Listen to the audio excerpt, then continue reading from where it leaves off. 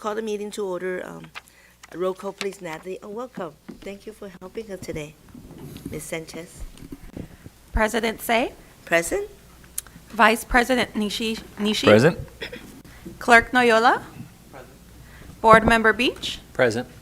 Board Member Dr. Eugenio. Here. Board Member Dr. Rios. Board Member Mrs. Yu. Here. Thank you. Thank you. Next one is regarding this evening, we'll be discussing the following item in closed section: public employee discipline, dismissal, release, evaluation, 2 matters under Government Code Number 54957, conference with the labor negotiator, updated negotiation with the ABCFT, AFSCME, and CSEA under Government Code Number 54957.6, conference with real property negotiator on 1 matter under Government Code Number 54956.8, and we have last 2 is our existing litigation, 1 matter Government Code Number 54956.9, and the last one, Special Education Settlement Agreement, Student ID Number 464110 under Government Code Number 54956.9. Now I'm going to ask our clerk, do we have any public comment? Okay, seeing none. May I ask a motion, a second, to move to the closed section? So moved. Second. Thank you. All in favor, please say aye. Aye. Okay, pass 7-0. Thank you.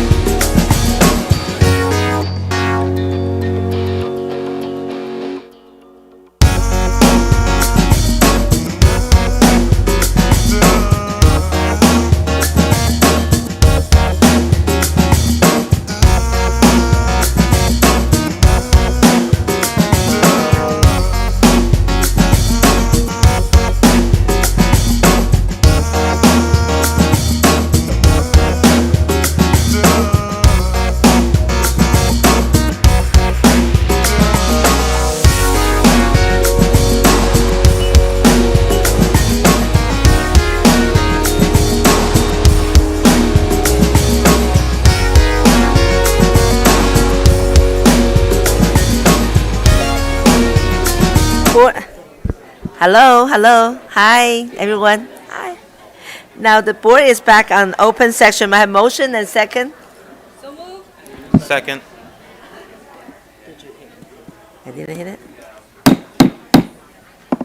I just want to remind everyone the board back to the section. We have motion and second. We have some teachers still back and talking.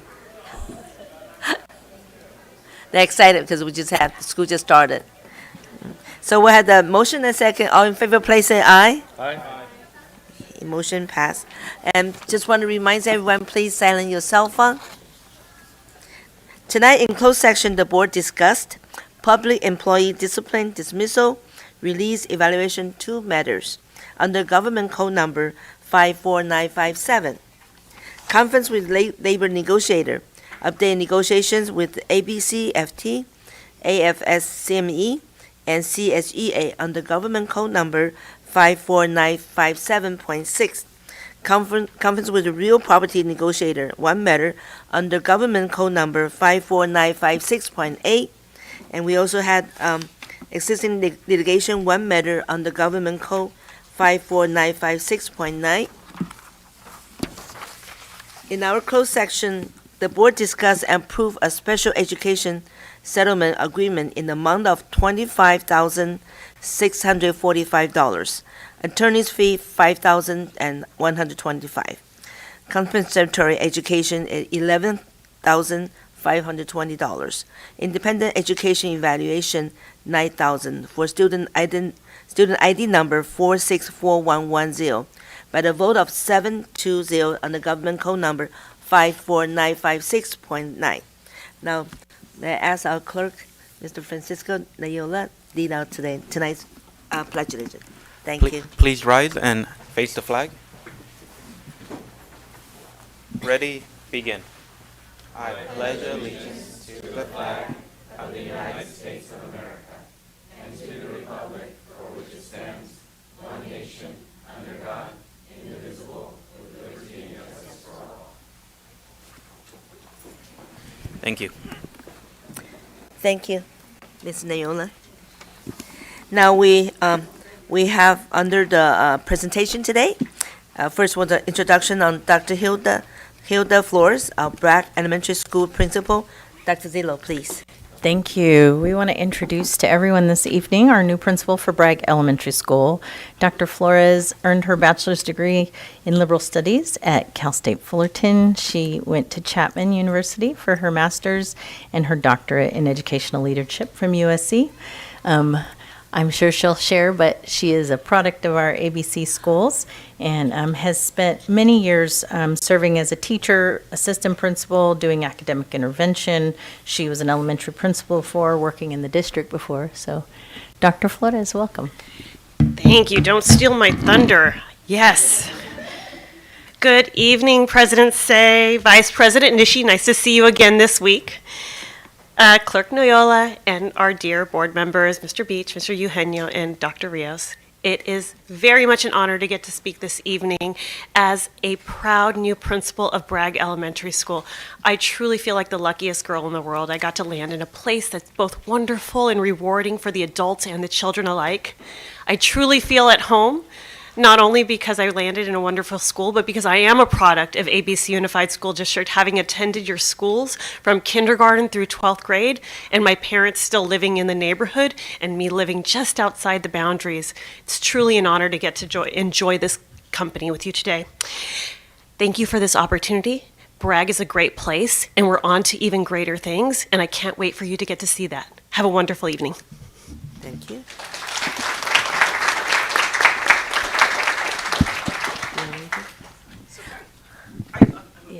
Well, we have somebody over there. We're so excited to see you here. Oh, gladly. Yeah. We have board member, Mr. Beach. Go ahead. Floor is yours. Good evening. Dr. Eugenio and I are Bobcats, but please don't look for us in the 6th grade photos. As long as you don't go find the Tetzloff, Artesia, or Palms photos, we're good on that. Yeah. Wow. Just looking at you and, oh, I'm sorry. We have a board member, Vice President, Mr. Inishi. Thank you, Madam President. Thank you, Madam President. So we got a diamond here, I think. I got to go visit this great principal, enthusiastic. The staff looks like they have already taken a liking to her. And just all the way around the whole school, it looks like there is going to be changes always, not always comfortable, but it's always necessary. And I think in this case, it's going to be great. I can see great things happening with that school, particularly when you have enthusiasm. So good job, Superintendent, for getting us that direction. That's it. Get to rollerblade. We're waiting for you to work now. I know you're starting already. Can't wait to see it, and I'll definitely find a time to go to your school to visit you. It's always a beautiful day at Bragg. Oh, it's my pleasure to go there. Thank Definitely, you. trust me. 1 week I'll go see you. Thank you again. Welcome to our ABC Unified School District, and welcome back home too.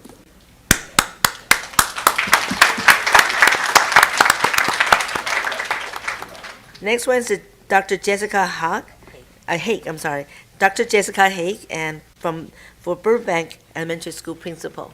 Welcome. Good evening. I'm excited to introduce Dr. Haig to you all. She also has a wonderful background to bring to our students. She has her liberal studies degree from Cal State Long Beach. She did her master's in educational technology with National University. And she has her doctorate from Cal State Fullerton in educational leadership. She's been an elementary principal, assistant principal at a middle school. She spent 10 years in a classroom from elementary through middle school, so she brings a lot of great experience with her, and we're excited to have Dr. Haig with us. Dr. Thank Haig. you. Good evening, Madam President Say, Board Vice President Mr. Nishi, Board Clerk Mr. Noyola, Board members Mr. Beach, Dr. Eugenio, Dr. Rios, and Mrs. Yu. Superintendent Dr. Zietlow, Executive Cabinet, wonderful colleagues, community in the room and on YouTube. Thank you for the opportunity to speak in front of you and express my gratitude. I am Dr. Jessica Haig. I'm so honored and proud to be the new principal of Burbank Elementary School. Like Dr. Zietlow said, this is my 10th year as an administrator, my 20th year in education. I was previously in the Ocean View School District in Huntington Beach, just down the road. And now, after our 7th day of school and my 15th day in the ABC Unified School District, I can say without a doubt how truly excited I am to join the team and be a Burbank Bulldog. Burbank is buzzing with a positive school climate, a wonderful and welcoming community, and a dedicated and enthusiastic staff. This was abundantly clear on the first day of school. Students are absolutely making every day count. They are motivated, trustworthy, respectful, and cooperative. I'm excited to see the talent we have as a visual, performing, and folk arts school, and I'm here to support, and my goal is to ensure that everyone feels safe, respected, and celebrated. Like Dr. Zietlow said, I recently earned my doctorate from Cal State Fullerton. It has a JEIE focus, which is just, equitable, and inclusive education. I'm a lifelong learner and always want to model that for students. So thank you again for this opportunity, and I'm looking forward to a wonderful year. Thank you. Thank you, and really, we're welcome. I know you're pretty new to us, not grown from here, but definitely I want to welcome you because I graduated my master's degree from the Cal State Long Beach, so we're alumni. Wonderful. Go Welcome Beach. to our school district. Thank you so much. Uh-huh. Yeah, thank you. Thank you.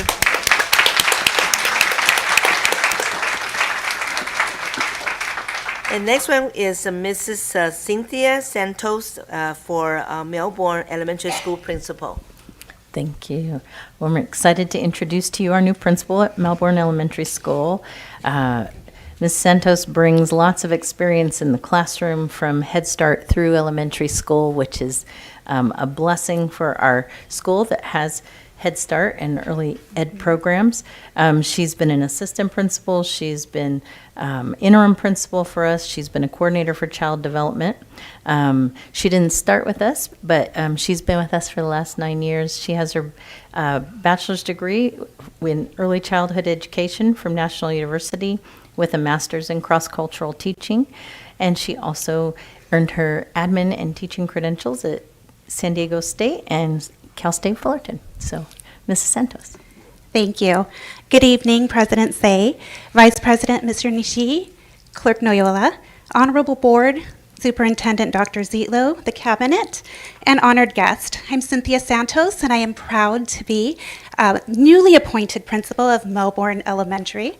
Dr. Zietlow spoke a little bit about my background, and I truly believe that all of our experience lead us right where we're supposed to be. And I do believe that my early childhood background and elementary background have led me to the right place at Melbourne Elementary. I'm confident over the last week of having met staff and students and families that I've landed right where I belong. Additionally, I'm so excited to work with staff and families and students to create a hub in the community where we are the center of everything that happens. I want to thank the board, of course, for this opportunity. I also want to extend thanks to my family for their support throughout the process as I start my 10th year here in ABC. I know that they've made some sacrifices with my time as I've dedicated that time here. I also want to take this opportunity to thank mentors who have guided my development here in ABC. Our newly appointed, well, somewhat newly appointed directors, Dr. Ha, Dr. Lozano, Dr. Balbuena, our assistant superintendent, Dr. Castro, and of course our superintendent, Dr. Zietlow. I look forward to serving alongside you. Thank you, Mrs. Santos, and for choosing to stay with us. We're looking forward to work with you. Thank you again. Thank you.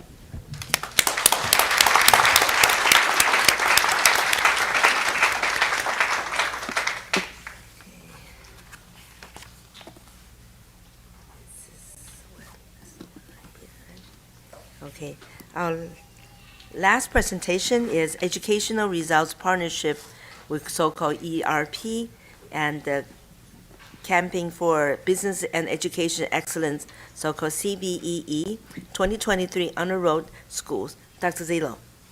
Thank you. We're very proud to have 14 of our schools that were named to the 2023 Educational Partnerships Honor Roll. This program is sponsored by the Campaign for Business and Education Excellence. It identifies high-performing schools and districts focused on improving student outcomes. The 14 ABU schools are among 1,400 or so in California that are being recognized. In addition to the 14 schools, our district was selected as a California Honor Roll district, one of 26 school districts in LA County. And so this evening, we're going to call up our schools to come and receive recognition from the Business Education Excellence Campaign. And we also have coming for them from Congresswoman Steele's office certificates in recognition of this. And so we're glad to be able to honor our schools that way. So I'll go to the microphone with President Say and we'll call up our schools.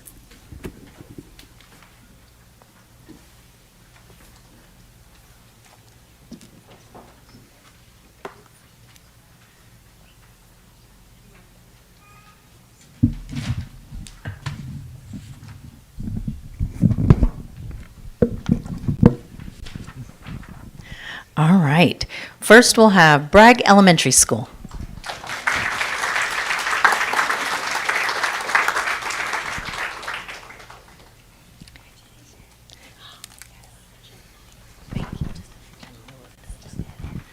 Next, we'll have Burbank Elementary School.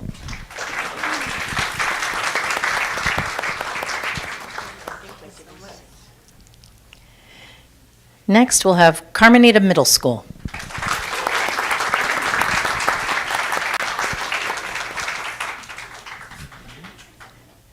Next, we'll have Cerritos High School.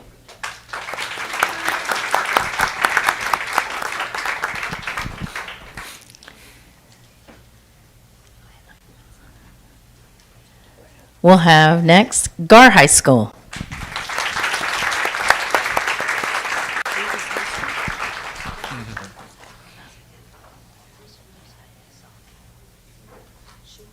We'll have Carver Elementary School.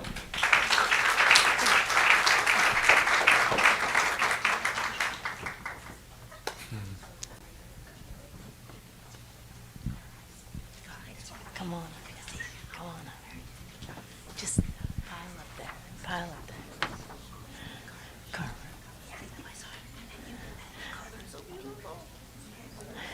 Next, we'll have Haskell Middle School.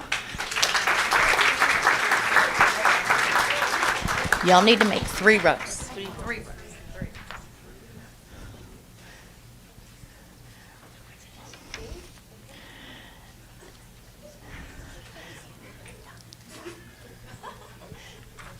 We're going to need 3 rows. Some of you have to come down. We got to scoot over. There we go. Next, we'll have Kennedy Elementary School.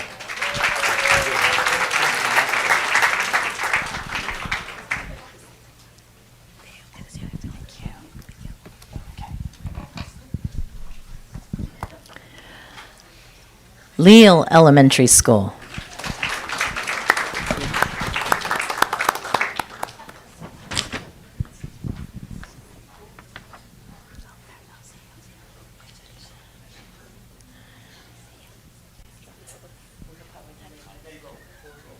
Ross Middle School.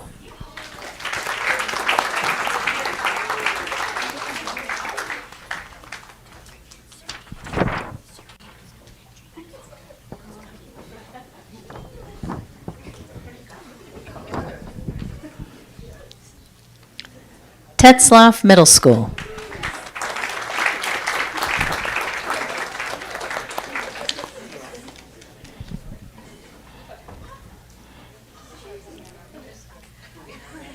Stowers Elementary School.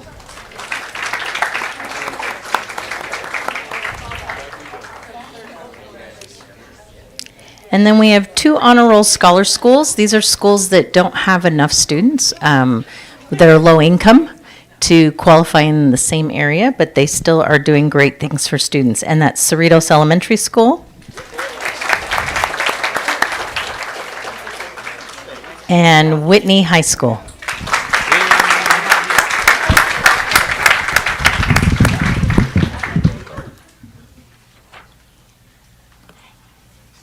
I don't think there's space for us to be up there. All right, I think we need to kind of get the board maybe to come down front here. Oh, we do? All right, darn it. So you'll have to make a path.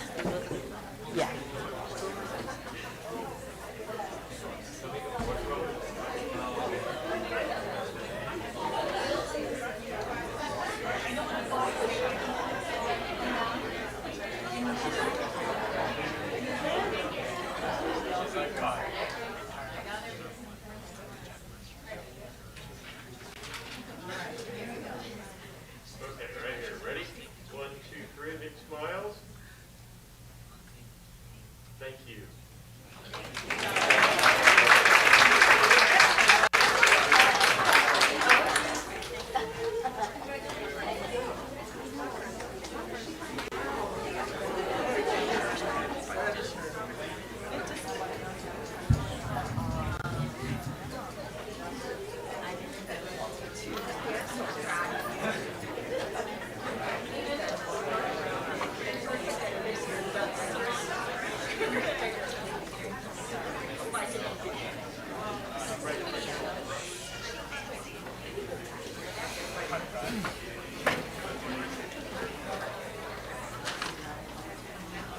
Who's the Stowers guy again?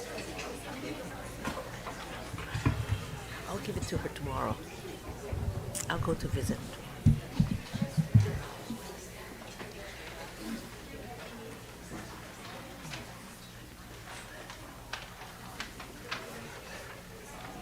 Is that 2, right? We have two here, right?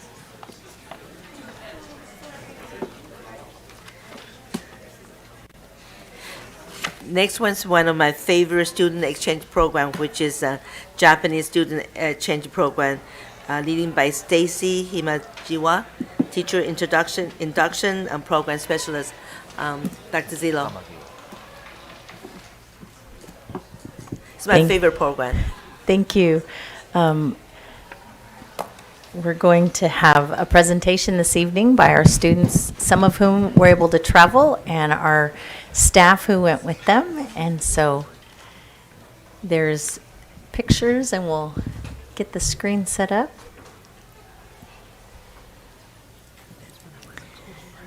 Well, we want to talk about our exchange that began last fall and ended with our summer program for students. Dr. Stoffers. Good evening, Board President Say, Vice President Nishii, Clerk Noyola, members of the board, Superintendent Dr. Zietlow, Superintendent's Cabinet, and ABCUSD community. I'm Dr. Tuesday Stoffers, proud principal of Whitney High School.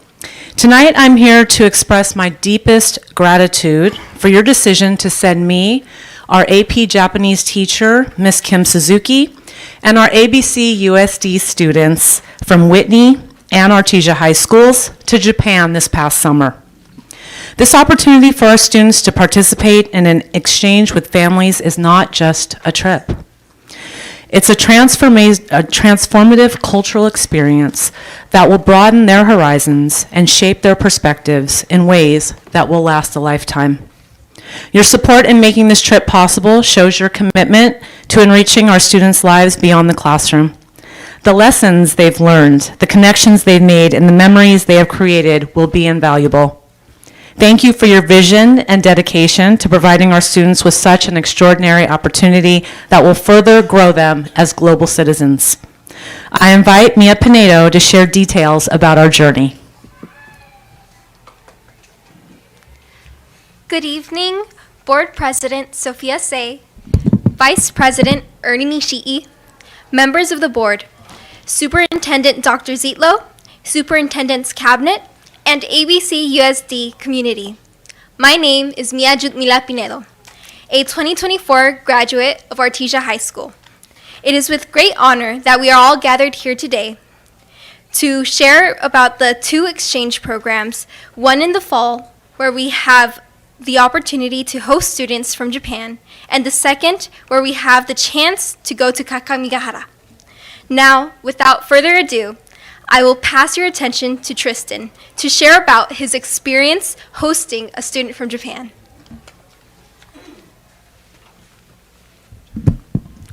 Hello, everyone. My name is Tristan Huang. I am a senior at Whitney High School, and I hosted Japanese middle school students this past school year. So it was a really great experience for me, especially for my family, because we decided to host 2 students instead of 1. And having each other allowed the Japanese students to get more comfortable with us quicker. And together, we did a lot of fun activities, such as playing foosball at my house. We went to trick-or-treat, and also we learned how to do the Sodan dance. I was able to apply my Japanese skills to communicate with the Japanese students, and this helped reinforce and practice my language skills in a real-life environment. So I'm now going to pass it on to Trey to talk about his experience in Japan this June.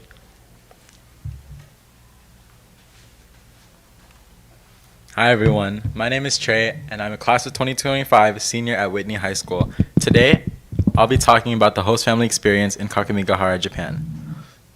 Living with a host family in Japan was an incredibly enriching experience, and many families took us to popular locations in the area, such as malls and arcades. Daily life with our host families give us a first-hand understanding of Japanese values, such as respect, harmony, and community. We shared meals with them, each one a tasty adventure into Japanese cuisine, from gyoza to takoyaki. This experience not only improved my Japanese language skills, but also fostered lifelong friendships and a second family across the globe.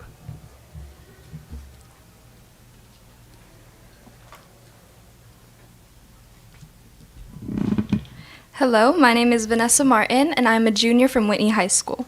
After a brief visit to City Hall, we got to do calligraphy at school, which I really enjoyed since I've been doing it for the past 2 years at Whitney. Some things that we did that I hadn't done before was stretching our hand muscles before beginning, using different types of ink, and doing calligraphy on different objects. During lunch, we had all visited the vending machines and learned that they were timed, meaning that during learning hours they were locked and students couldn't buy from them. We also got to enjoy homemade bentos from our host families and see how much effort and love they were able to put into them for students that they had just met.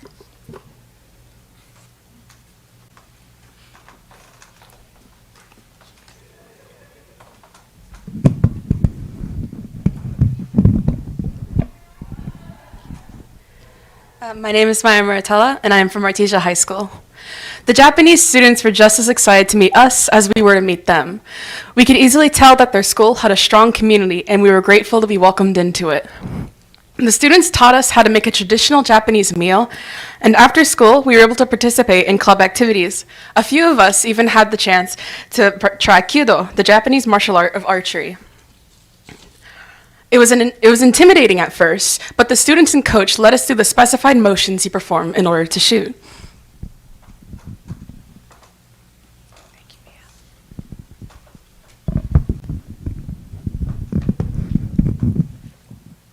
Hello, my name is Rachel, and I'm a sophomore at Whitney High School, and I will be presenting on the Kakamigahara City Tour. So the following day, after visiting the school, we went to the Kakamigahara Air and Space Museum. This museum is here because historically Kakamigahara is known for its aerospace industry, especially rising to prominence during World War II for its manufacturing of airplanes. This museum has replicas and real airplanes that were used throughout history, and it's its only kind. It's a one of a kind in Japan because it brings together both space and the and the airplane industry. Later in the day, we visited the Nippon Ichi software company, where we got to explore their offices and see all stages of game development, from bug finding to the finishing touches. What I found interesting was that the office culture there was very different from what I've seen in America, and we also got a taste of what it would be like to work abroad in Japan. And here's one of our students trying out one of their games.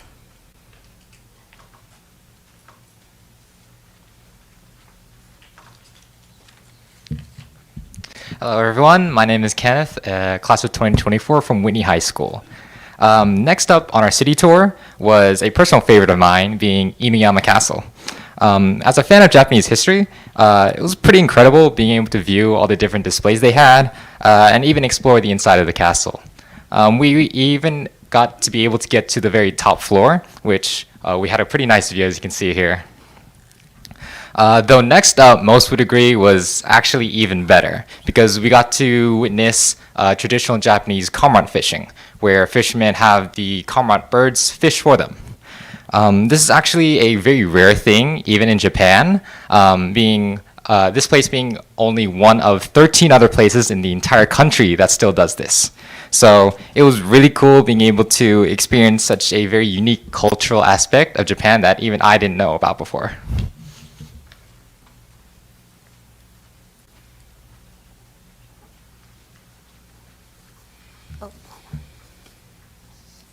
Hello everyone, my name is Leanne Gregorio. I am currently a sophomore at Artesia High School, and I chose to present the first day of Kyoto.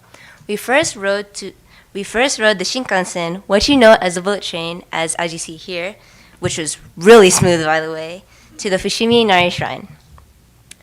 The shrine is a well-known tourist spot for its 1,000 gates you are able to walk through to climb the mountain. While climbing, everyone was able to choose their own yukata, which we all agreed on was really hot to wear during the day. However, as we climbed higher along the trail, we were able to really view the city around us. I really enjoyed this day, especially since it allowed us to adjust from a leisure time in Gifu to the fast-paced city life of Kyoto.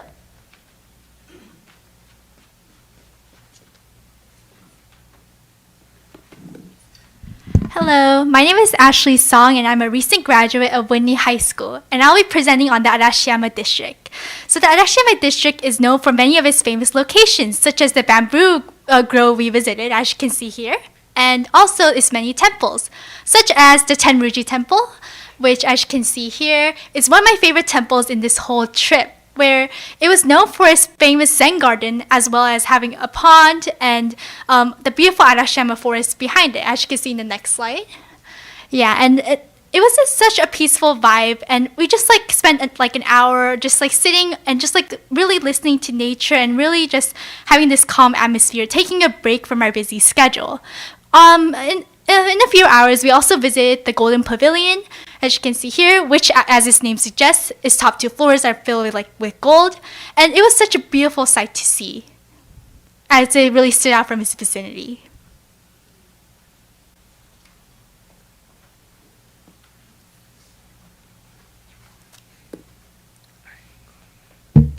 Hi, my name is Anthony, and I'm currently a junior from Artesia High School.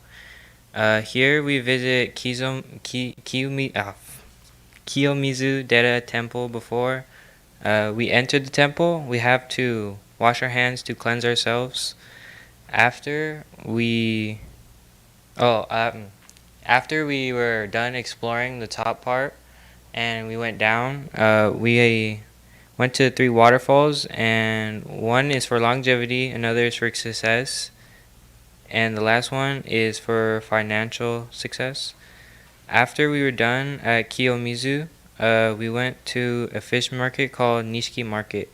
Then after we went to Nishiki Market, this is what, we went to Nijo Castle, and then this is where the Edo period ended and the Meiji period began.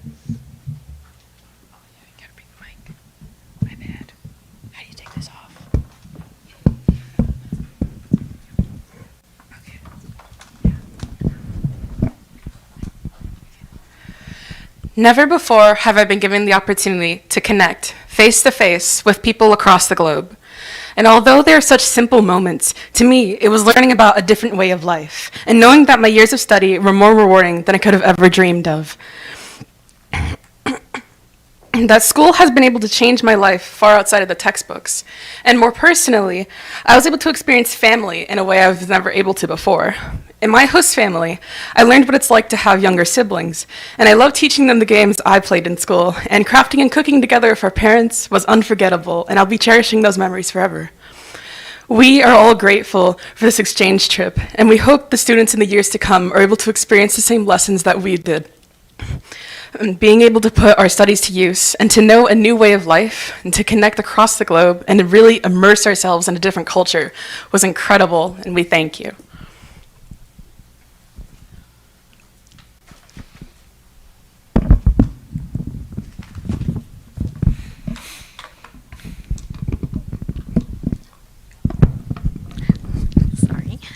Hi, my name is Kimberly Suzuki, and I am the Japanese teacher at Whitney High School. And this summer, I had the privilege to chaperone the students to Japan. And I wanted to thank the esteemed board members and Superintendent Dr. Zietlow for this wonderful opportunity for our students, and for supporting both exchange programs in the fall and in the summer. It is such an experience as a teacher to watch what we teach come to life and change the students' lives, and I really thank you from the bottom of my heart. And today, the students and I, we brought a little gift, a little treat for everybody to share with you, and I hope you enjoy it. Once again, thank you very much. Thank you. Thank you. When you pass in the grade, do we have any comment for the trip?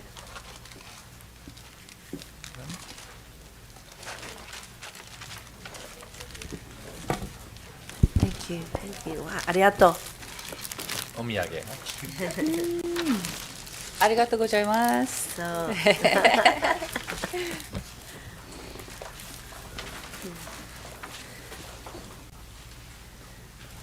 So please don't go back, and we board have something to ask for, to say.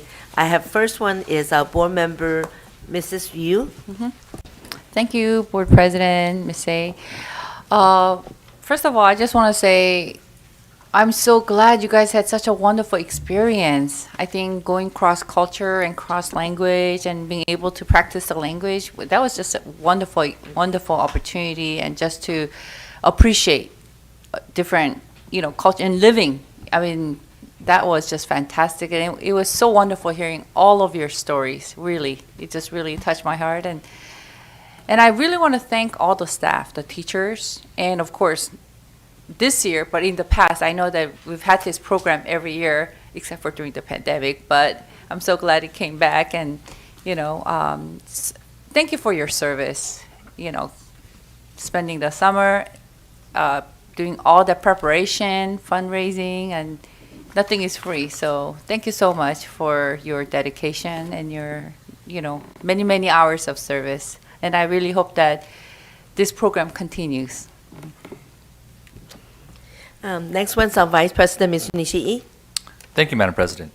Yes, this is one of those great opportunities that you are able to see life and how other people think of how they treat family or think of family, how they think of food, how they think of culture, how they think of music, all the different things, and how they can come up to totally different conclusions than us. And so you're going to bring that back and become leaders of our community.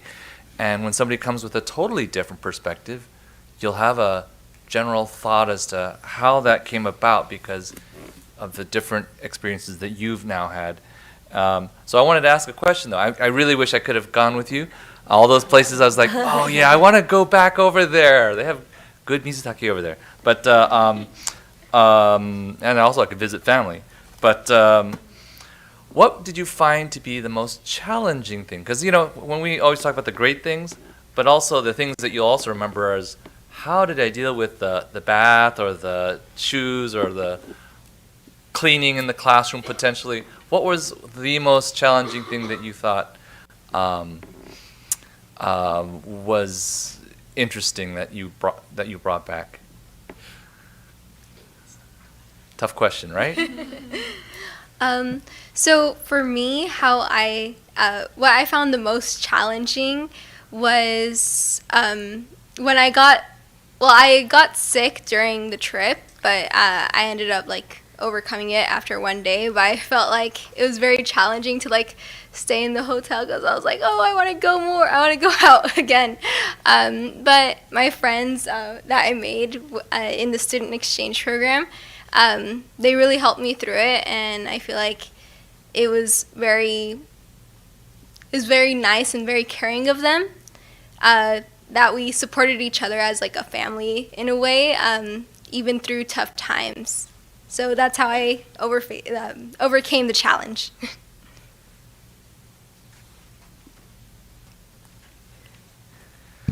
Now, this might sound a little bit obvious, but one of the most difficult things, especially for everyone, I think, was the language barrier. Even though we are educated in Japanese, it was still, there are certain things that are a little hard to express, even with 1 to 2 to 3, even 4 levels, 4 years of taking Japanese, especially myself.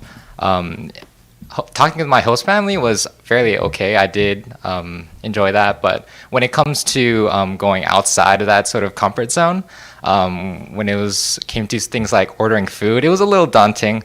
But going through that, it did give me a little confidence in not only my language ability, just in general as well, just going out and facing these new challenges and overcoming them. Okay. Anything else? No? Okay, I thought. Okay. I'm just going to answer one more thing.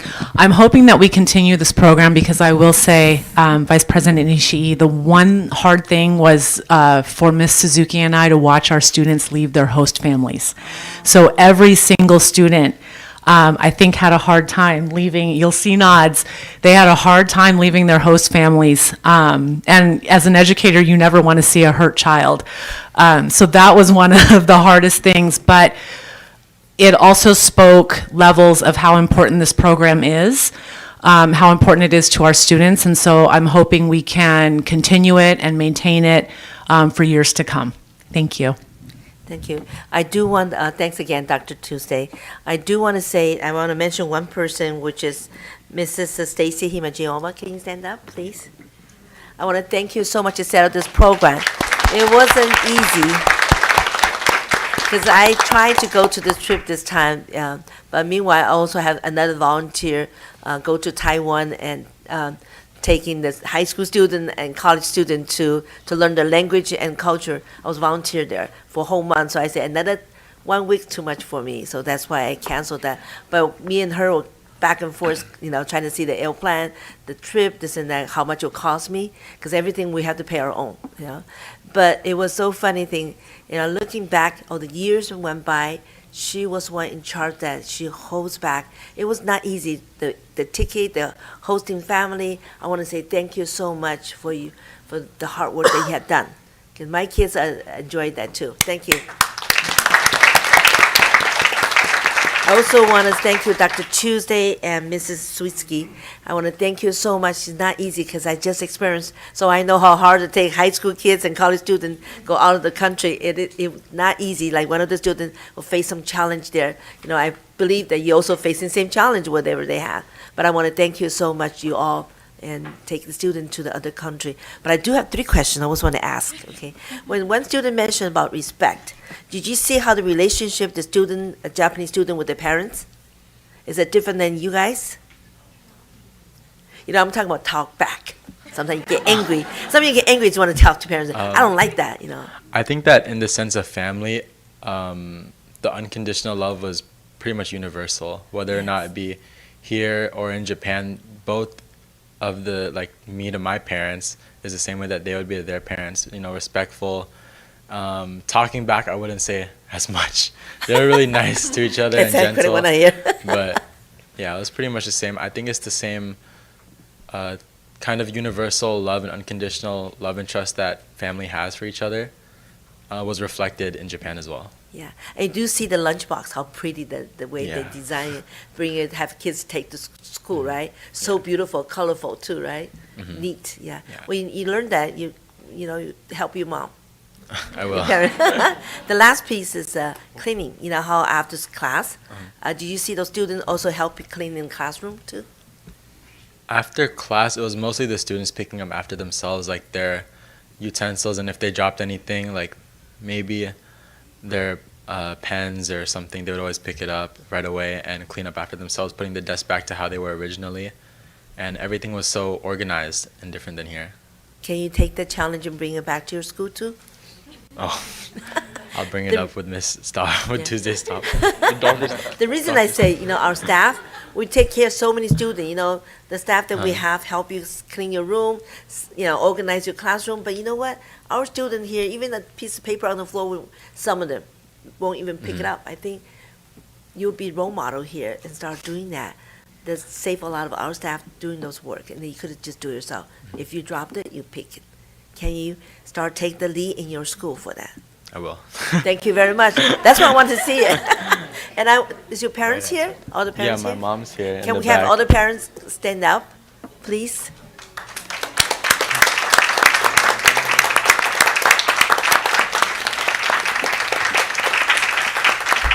And thank you, let your children go to Japan, but I also want to say something. You need to thank you, the school too, the district, and Ms. Stacy Himajima, Jiwa, because we give you a free 1 week, right, or 2 weeks off. So you enjoy it too. I bet you enjoy your those days off. But you know what? We also welcome them back and safely. I want to thank you so much. And I'm looking forward to take some challenge and change your school. Okay? Thank you very much. Thank you, Dr. Tuesday. Appreciate it.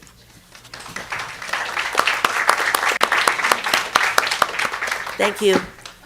Thank you. Okay, go home study. It's week 1. Next is overview of summer program for a student I like to call Dr. Castro, which is our Assistant Superintendent Academic Services, please. Dr. Castro?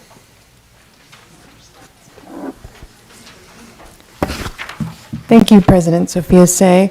This evening, we'll be presenting information regarding our summer school programs from this past summer. As you know, we finished school a little bit earlier this year, so our timeline had been moved up. Our summer school program started in early June and ended about middle of July. And our summer programs are really intended to help support LCAP Goals 1 and 3, which are focused on academics and college and career readiness. We want to make sure in our summer programs we're not only providing support for our students with reading and math, but also enrichment experiences in the areas of arts and science. So with me this evening is our directors of secondary and elementary, Dr. Greg Francois and Dr. Christine Balbuena, that will be providing you an overview of this past summer school here in ABC Unified. Good evening, President Say, Vice President Ishii, Clerk Noyola, our esteemed members of the board, Superintendent Dr. Zietlow, our cabinet members and ABC community. Dr. Francois and I are very pleased to come and give you a summary report about our summer school programs that we held this summer. first thing we'd like to share, mostly to the community as well, is that the programs that we held were aligned with our local control plan.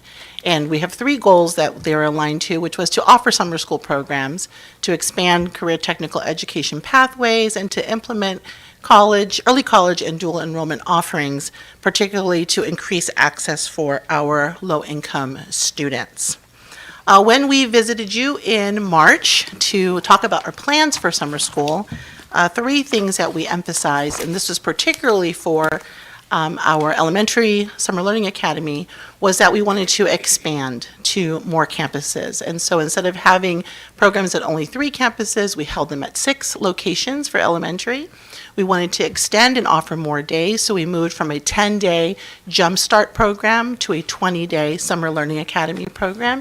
And then I think at all levels, we really wanted to make sure we integrated our programs to provide a more inclusive environment, and that was to integrate with our special education programs, also hosting ABCUSDs on our campuses, and then expanding in our CTE programs. But that effort was not a small task, and so I'm going to turn it over to Dr. Francois so that we can thank some people who really made this happen. This great task took extensive amounts of collaboration. And the great thing about summer school, it brings all the departments together. So for the business office, providing the right budgets for us to work with, human resources, recruiting, and supporting our hiring of teachers, academic services, putting the right people in place, nutrition services, and providing the nourishment for our students, as well as transportation services, making sure our students got where they needed to be as well. So going along with that, we had a phenomenal group of administrators that I'd like to go on and call their names. And if they're here, I'd like for them to please stand. So from Aloha, Tanisha McGregor and Anthony Rogers. From Kennedy Summer Learning Academy, Natalie Navarro and Nareda Armento. From Melbourne Summer Learning Academy, Jenny Gonzalez and Michelle Joyce. From Nixon, we have Ellen Fleming and Julie Lawrence. From Sowers, we had David Franklin and Courtney Pyle. From Neens, Marlise Harris, Alejandra Valencia, and Cassie Frapwell. And moving on to our next group, we'd like to go on and highlight. Next slide. So we had a really abundant Excels program, and you're going to get a chance to see some data on that in just a moment. But I'd like to take a quick moment to highlight our AB Excels coordinator, Nicole Theas, Trina King, and Dr. Rebecca Lynch.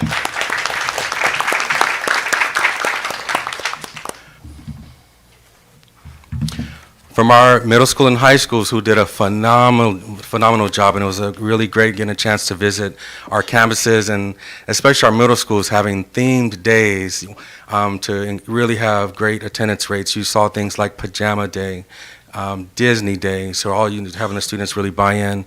So they created a really unique culture.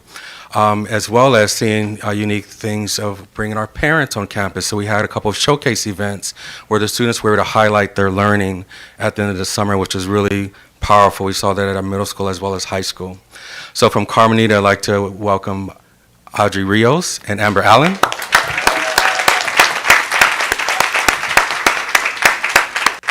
From Tetzlaw, Jeneline Kaminsky and Amber Allen. From Artesia High School, Janetta Roscoe and Jessica Milan. From Gar High School, Louisa Nunes and Brian Burks. From Tracy High School at Anthony Oda. And then also we had a really special person that really helped glue things together, really helped coordinate a lot of our events when we bring our parents on board.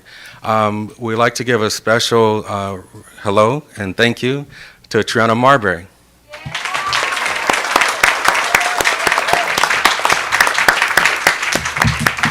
So we thank you all. So taking a look at some of our enrollment. So you see we had extensive numbers to our elementary program, 849, middle school, over 534 students. Our high school is 1322, and we'll get a chance to see that in more detail in just a moment. 382 students participated in dual enrollment programs. Our ABCUSD program is really, really off the charts. With not just 1,062 participants, there was an additional 322 students that went to Summer Learning Academy after summer school was over, which is really awesome. Migrant education came in strong at 491.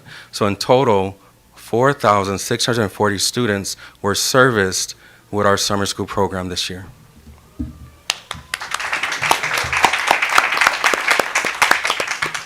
Before we go to our focus in elementary, there are a few more people in the audience. I see them here tonight. I think it really is worth definitely mentioning because as Dr. Francois said, this was definitely a team effort. And so as we know that we blended our ESY program with our Gen Ed Summer School, we cannot forget to thank our special ed team led by Dr. Soko Verduzco, as well as Marisol Avalos, who's our supervisor, and Sherelle Staton, another supervisor and special ed. Let's give them a round of applause. And also in the audience, again, this is a team effort. We want to thank Dr. Evelyn Ha, the Director of Special Programs, as well as Dr. Myra Lozano, Director of School Services. Definitely a team effort. So we wanted to talk first of all about what our focus was for Summer Learning Academy for our elementaries. And so we really focused on reading foundational skills. We brought in a new curriculum from Scholastic, which was called Lit Camp. And really the way this was designed was really to make learning feel like you were at summer camp. Teachers loved it, students loved it, so we were happy to be able to use that curriculum. For math skill development, we used a Math Summer Scholars program. And then new this year was that we had an enrichment component. So all of our students were able to participate in a STEM enrichment. We used Galileo Learning for that STEM enrichment. And for Galileo Learning, just to kind of give you an idea, it really was, the purpose of it was to develop the innovator's mindset and allow students to work through an iterative design process. Additionally, we had art enrichment from Feeble Art, which focused on art fundamentals such as color theory, shading, different perspectives. So it was really a wonderful time. I would have to say that students who participated in the STEM and the art enrichment, they loved it because that was also what helped them to come to school, right? But not just the enrichment components. They really loved the learning that took place in the classroom as well. We do want to share some numbers with you we're very, very excited about. And so this is a comparison of our summer school enrollment from the previous summer. So you can see that this summer, by expanding our locations, we were able to add up to an additional 182 students. That 849 students, that's made up of 630 students in our Gen Ed program and 219 students in our elementary ESY program. You can see that we had an intentional focus on making sure that we provided opportunities for our unduplicated students, which is why we have our percentages there, that 46% of the students who participated were students with disabilities, 33% are students who are classified as English learners, and 81% students who are considered low income. I want to focus a little bit on the 46% of students with disabilities. As we stated, there were 219 students who are typically in our special day classes. The other 171 students are, so any student who has an IEP, so there were students who have speech services that we were able to give services to, as well as students who participate in our RSP programs. And so by combining the services and combining them on the campuses, we really made an intentional effort to make sure that we were able to recruit students who we know that need these additional opportunities. All students need additional opportunities, but we really wanted to focus on our unduplicated pupils. I want to give you a little sneak peek at Summer Learning Academy. This is from Aloha.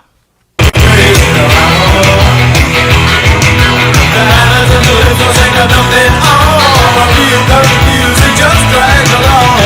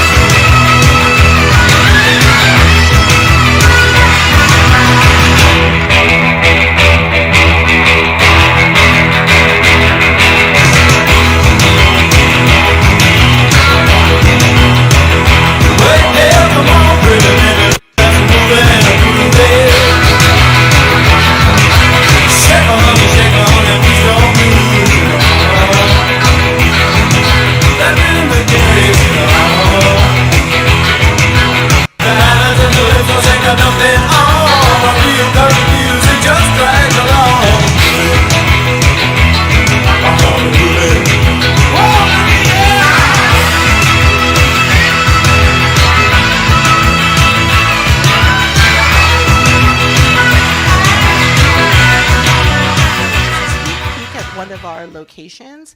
I think what's nice about seeing this video is you saw even the outdoor play. And so we tried to be really intentional as well, that even when students were having play outside, that we used staff to help with play works. So we had organized outside activities for students. And you can tell in all of those pictures, not just the STEM, not just the art, but even in the academic pieces, that students seem to really be enjoying themselves.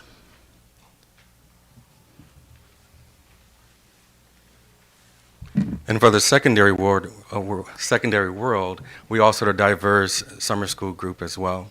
So one is which is credit recovery, so those courses required for high school students to need for graduation. We also provided academic support through English language arts, math support, middle school prep, specifically targeting students of high need and getting them to middle school early to ensure they have a strong start for the 24-25 school year. As well as supporting our English learners through our Language Excels program was a great benefit for our middle school program as well. Extended school year, supporting the students with special needs through their IEPs, and also enrichment opportunities, so the Bridge to Accelerated math courses, as well as our CT summer camps. You'll see a preview in just a moment, as well as a robust dual enrollment where college courses were taken at Cerritos College. Some secondary numbers looking at for this past year. So once again, we're at 1,856 secondary students. 18% of that group identified with students with disabilities, 14% English learners, and 68% were students identified as low income. So our CT summer enrichment camps provided a really awesome experience for our students. So you saw one option being for Dreamcatcher, where students were exploring college and career goals. Key Code Media, film and advanced social media, introducing content, to the world of being creative, looking at that industry. And also students had an awesome trip to Warner Brothers to see potential careers in action. Another highlight was 10 Drone, where you saw students flying drones over Artesia High School, and then also pairing the digital media aspect to that, and also cyber forward, so giving students some hands-on work with computer science and getting an introductory to cybersecurity and so on. So the next clip I want to highlight was just taken from one of the summer enrichment camps, and this one was our first one that focused on college and career goals. And so the unique thing about this one, you're getting a chance to see student testimonials, what this program did for them, what was the impact on them, and which was really enlightening. I got a chance to review some survey data from these students, and 100% of students reported that they have gained skills that they didn't have before, which I felt was really powerful. So we have a short video clip just to go on and highlight one of our CT enrichment camps. Don't be afraid of the dark. Be careful with stars. Not every light is gonna guide you, baby. Don't let them rain on your spark. Keep it close to your heart. All of the pressure's gonna drive you crazy. Close your eyes to the madness. In the morning, it's all gonna vanish. Don't be afraid of the dark. Be careful with stars. Not every light is gonna guide you. It started with a message. We provided purpose-driven education through Dreamcatcher, where students began the process of discovering their purpose and their value. Students then engaged in fun activities and deep discussions to reinforce the concepts and skills they developed and learned in Dreamcatcher, and also in the Dreamcatcher mentoring and coaching sessions.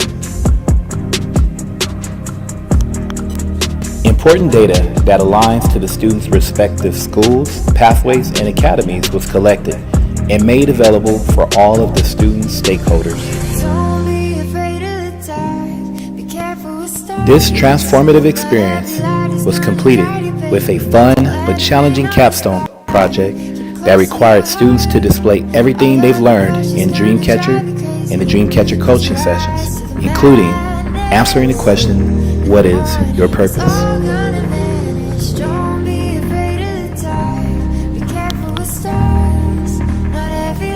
My name is Justin, and I'm an 8th grader, and my purpose is to be creative. My name is Naima. I'm in 8th grade, and I believe I have a purpose. I believe my purpose is to help heal others and guide them on their way towards they want to go. My name is Montserrat Garcia Segovia. I'm in 8th grade, and I believe my purpose is to help people more than just physically, but also psychologically too. Dreamcatcher has taught me to believe in my core values and opinions in my career path. My name is Evan Vega, and I'm in 8th grade moving to 9th, and I believe that my purpose is to help other people. So what an awesome experience our students were provided.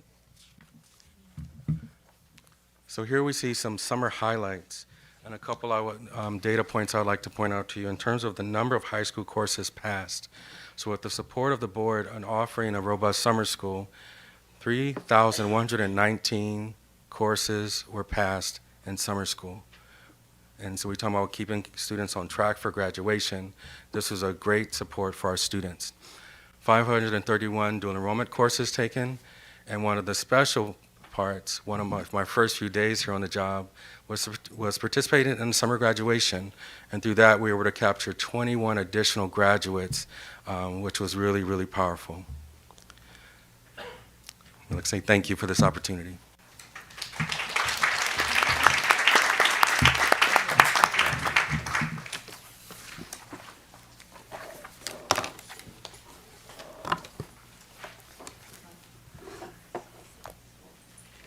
We do have a board make some comment here, and we have board member Dr. Rios. Thank you, Madam President. I just want to say that that was really nice to watch. Like, it's really wonderful when you hear about programs that are summer school programs that are so productive, that they're so engaging, and that they're fun. You know, in all of them, we know that 21st century skills are those 4 C's, right? The ability to communicate, collaborate, think critically, and be creative. And how those are genuinely the skills that we need to be productive in our work as adults. So it was nice to see that throughout the elementary and the secondary program. I know that you're probably already thinking about next year. I did hear about English learners being a group, and as we talk about data and we continue to see that group continue to struggle, I'd like to see that maybe in the future we target our English learners with all of this, but also some very specific skill development. We know that reclassification is very important, and we know that some of them are being held by either their reading, their writing, or their speaking ability. So maybe making that part of this, I think, would really be great and would help our numbers. And I like to think that the funding is there with the LCAP. But anyway, I like to see some targeted efforts to improve in that area. But thank you, well done. Thank you. Next one's our board clerk, Mr. Noyola. Thank you, Madam President. I thank you for your presentation. I got the privilege to actually visit a lot of the elementary schools this summer, and it didn't feel like summer school. It felt like a summer camp. It was really fun. All the activities and programs and educational components, everything was academic, but it was still engagement. I know we partnered with a lot of outside agencies and contractors to make it more fun. I remember seeing a presentation with mad scientists, but I know all of this culminated from teamwork, and I know you guys talked a lot about that. So I want to thank the entire team here, all the principals that stepped up to take on the school, and vice principals, the teachers that decided to work this summer to help get kids caught up and also preview what they're going to see in the next school year. So just a big thank you to everybody here that participated in our summer school. Our kids are much more better for it, and I hope that that we keep moving forward with this. Thank you. Thank you so much for a wonderful presentation. I really agree Dr. Rio mentioned about all those 4 things. But the last part is actually I just went to Taiwan. I visited those high school. They have a lot of fun program too. And I'll share that with you. Some of the skills they can make toys, like a little puppy, and kids can make it and become a present for Christmas gift or something like that. That I can share with you. It's like so-called creative, and some special skills for them to learn. Will be fun too. Thank you very much. Wonderful. Thank you very, very much. Kids needs you.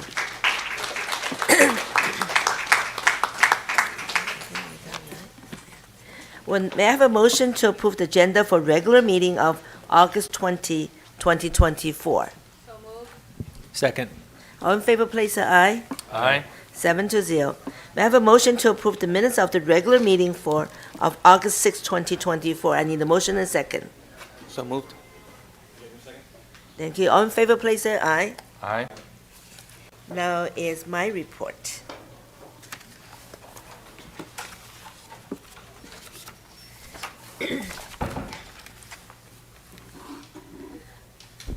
First, I want to welcome our students, family, teachers, and the staff back to school for 2024 to 2025 school year. This is an exciting time of year for all of us, including my grandson, Lucas, who started TK at Stowers Elementary School. Yes, I know. The lady said, wow. Yes, I do have grandkids. I have actually going to have 6. They're like 4, 3, 2, 9 months and 3 months, and another one coming in September. I was very excited to pick him up on his first day of the school. I love to seeing all the excited students with their family when I picked him up. He told me he had a great day, and he ate a lot, he told me that. Lucas can't stop talking about the school, about Stowers School. I miss my time with him, but I am so proud he is at our ABC school district. Wonderful program that we have. So I want to thank you, Stowers Elementary School. I didn't use my privilege. I just go pick him up, just regular parents. I was there by the fence. I was there. And I was so excited to watch every single kids. I'm also happy to watch a new 7th grade student at Ross Middle School on Friday, August 9th. This was a big transition for the incoming 7th graders, many who came from elementary school across the district. Some knew each other, and some were making a new friends. Ross principal, I believe she's still here, Ms. Silvas Amanda, and the staff, I want to thank you so much. You did a wonderful job welcoming new students, and the staff was so energy, so happy, and I can see kind of really bring the happiness to the class, to the student, and student was really enjoying it, and I watched it. They were so excited, and I was there and said, wow, I love it. You know, all the teachers have different response to welcoming their students. I want to thank you for your leadership. Great job, Ms. Amanda. And I want to thank you, staff, too. I know you were here, too. Thank you. I also spent some time at Cerrito High School to see their football along with my colleague, Dr. Eugenio and Mr. Breach. And we went to see their football practice area and baseball field, which is, we have some people concerned about their field. So we were pleased to see that our maintenance staff had taken care of the fields. And I know they will continue to maintain the field, and we will do our best. I also visited Atisha High School and had a chat with the principal, Mr. Garcia. I want to see how he's feeling about the new school year, which is, his old school, but he take the leadership in here, now he back to the high school. And want to see how the new school year that he's back in Atisha. He shared that he was happy to back to school. He is hands-on principal, and he's excited about the school year. So I want to thank you. This is my report for this evening. Next one will be our superintendent report. Thank you, President Say. Good evening, everyone. Number of things going on as we open the school year. In the area of shared vision of learning and growth for all students, I was able to be the keynote speaker for our summer professional learning with teachers on August 7th. And the focus for that day for me was on building trust with one another, with students, and with families to ensure that we can help kids learn. In the area of building a collaborative culture of teaching and learning, I was able to also assist on the opening day at Ross on the 9th, which was a lot of fun. And I assisted at Whitman on their opening day, which has some crying children, but not too many. Not too many on that kinder side, which is good. I also, this last Friday, did my first school visit. I spent a full day at Elliott Elementary School. It was really great seeing the interaction on the playground, seeing the interactions in the classroom. I was able to do lunch with a group of 4th, 5th, and 6th graders to hear about learning, and learned a lot of great things and had an enjoyable time with them that day. In the area of safe and productive learning and working environments, I was able to be with our District Health and Safety Committee, just reminding them as they open the year of their purpose. And then in the area of collaboration with families, I was able to meet with our student board reps. They will be introduced at our next meeting and just talk them through the process, the responsibility and opportunities they have as a student board rep. And so that was a great afternoon on the 14th. And then in the area of influencing context to improve education, I participated in a state superintendent's meeting with AXA, as well as a CIF official fees and relations committee meeting. And that is my report. Thank you, Superintendent. I also attended the meeting too. You did a great job, the presentation, I love it. But I couldn't see you dance. I thought you were going to dance at that moment, but it was wonderful. Thank you for sharing the staff. Appreciate it. Next one's our employee representatives report. Do we have any? No report. Okay, thank you, President, from ABCUSD. Next one's a public comment. I'm going to call the clerk, Mr. Noyola. Do we have any? Yes, we do. Thank Thank you, you. Madam President. Persons wishing to address the board should fill out a card located on the table by the door and place it in the silver tin. Speakers will be called in sequence during public comment section, which is limited to 1 hour, and each speaker to one presentation of 5 minutes, unless the board wishes to waive that time limit. Those who have a group concern are encouraged to select a spokesperson to address the board. Please remember that the board is unable to directly respond to comments made during public comment section, and neither the board nor the district staff verify the accuracy of the statements made during public comments. Persons wishing to address the board on a specific agenda item at the time the item is under discussion are limited to 5 minutes each and will be called to speak following the staff comments and prior to the board discussion and taking action. Adverse remarks about a person's race, ancestry, ethnic group identification, religion, color, national origin, sex, sexual orientation, gender, mental or physical disability, or age may not be made. Please avoid remarks or charges which reflect upon the character, motives, qualifications, or ability of any school district employee. Concerns presented to the board will be followed up and addressed by the appropriate staff. First public comment we have is Mike Laughlin, followed by Dr. William R. Christensen II.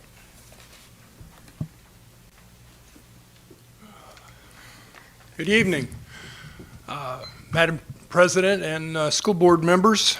I'm Mike Laughlin. I live in Hawaiian Gardens. I'm a member of the Veterans of Foreign Wars Post located in Hawaiian Gardens. And one of my duties there is the chairman of the Voice of Democracy Patriots Pen Scholarship Program and the Teacher of the Year program for the VFW. I'm also the chairman at the district level. The district encompasses the southern half of LA County, basically from the West LA VA south. I did place on your podiums a bit of literature for you about some of this. The Voice of Democracy and the Patriots Pen is a essay scholarship. The high school, which is Voice of Democracy, they also do a verbal delivery of their essay. And we judge it at a post level, then we take all the posts and judge them at a district level.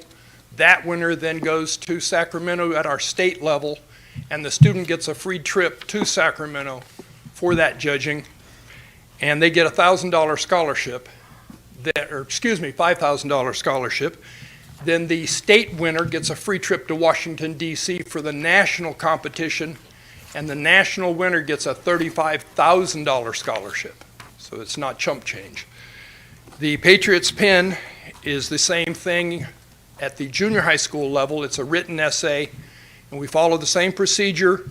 They get $1,000 at the state level and $5,000 at the national level. The theme is chosen every year by our Commander-in-Chief.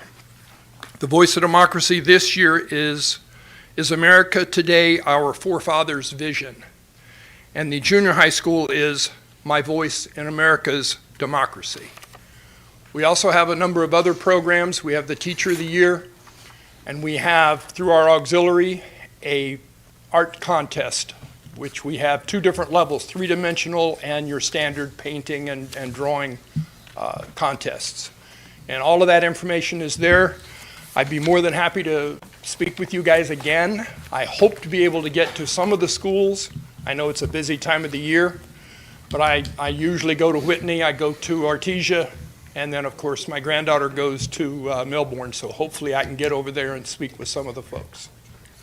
thank you again, and I hope you get your support with this. Thank you. We definitely will pass on to our teacher. Thank you very much for bringing this to us. Thank you. Thank you. Our next speaker is Dr. William B. Christensen II, followed by Peter Park.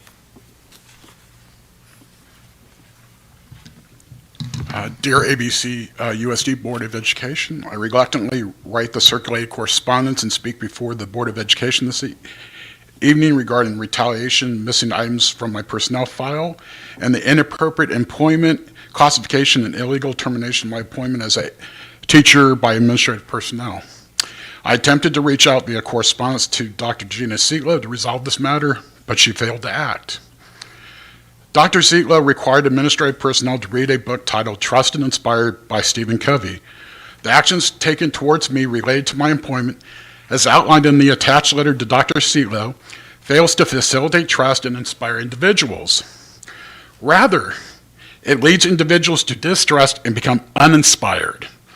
Administrators, teachers, and classified personnel commented to me that the district is not what it once was. But employees fear speaking out in fear of retaliation and other adverse actions by administrative personnel. This communication is my attempt to collaboratively address and resolve the previously described issues with the Board of Education. If the Board of Education and I are unable to collaboratively address and mutually resolve this matter, I will take further action to protect my rights. I request that the Board of Education investigate 1, the retaliation against me for exercising benefits earned, 2, the missing items from my personnel file that include teaching evaluations, and 3, the inappropriate employment classification and illegal non-reelection/termination of my employment as an ABCUSD teacher. I request that the Board of Education take the 5 actions outlined in my correspondence to the Board of Education pursuant to ABCUSD Board Policy 4117.4C and other applicable policies and statutes. I also ask the Board to read the supplemental communications shared with the Board and ponder those questions in the context of what was shared tonight regarding my employment status. In closing, if the Board is unwilling to take the previous actions outlined in the first correspondence without a hearing, then I request a hearing before or on September 10th, 2024 to adjudicate the previously outlined items. If the Board of Education has any questions regarding this matter or needs additional information, please feel free to contact me via email or telephone. Thank you.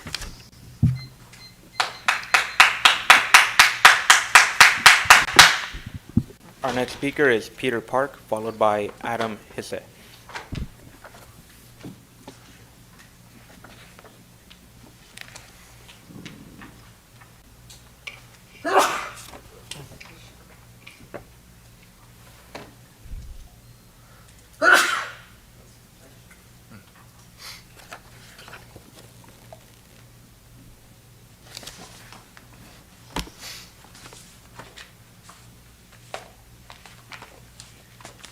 Sorry I couldn't print everybody a copy, but I do have some files I'd like to share. Some of them include the permits of the contracting group in the back lot. Another one is a folder full of 14 signatures from 14 homes in our neighborhood. And the last one is just a few pictures I have. Sorry. Hi, my name is Peter Park. I'm a local resident that lives right behind this building. I went to school here from first grade all the way to 12th grade. Went to Leo Elementary, Whitney High School, and Gar High School.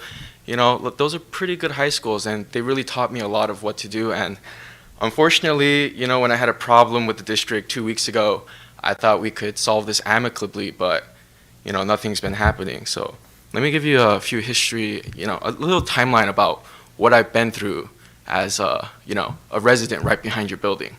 On August 5th, Saturday at 6 in the morning, your construction or maintenance workers were kicking up dust, pulling all the weeds and, you know, overgrowth all into our homes. We're talking everything in my room, patios, cars, were homes covered in dirt, right? That's not good. You know, so I wanted to call, you know, the code enforcement. I wanted to call the city. I wanted to call you guys, but Saturday morning, who's open, right? I called the sheriff, and 3 hours later, nobody. The next week, you know, Onyx Paving Company, they start doing some dumping work there. They start coming in 6 in the morning every day, so I start calling you guys. I call Monday. I believe I talked to, sorry, I'm forgetting his name. His, Steve Richards, I believe. He let me know that, you know, they're not supposed to be there before 7. They're supposed to water the lawn, all of that. Great. Well, then why, for the past 2 weeks, have you guys not done that? You know, just today morning, 6 in the morning, you guys were dumping asphalt back there. And at 7 is when the water truck comes. You know, 7 is when I can report to the city for an official to come out for a violation, right? I just want to know what's going on because I've been to the city, right? I went to Public Works, I went to Building and Safety, I went to Code Enforcement.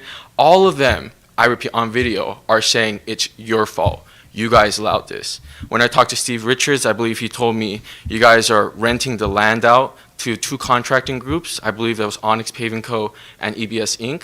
And they're literally getting paid $150 million per job right now in the city. They're doing 2 right now as we speak, maybe 3. I'm not sure because the city's not giving me this information. And they're dumping it all here at our expense, using your land.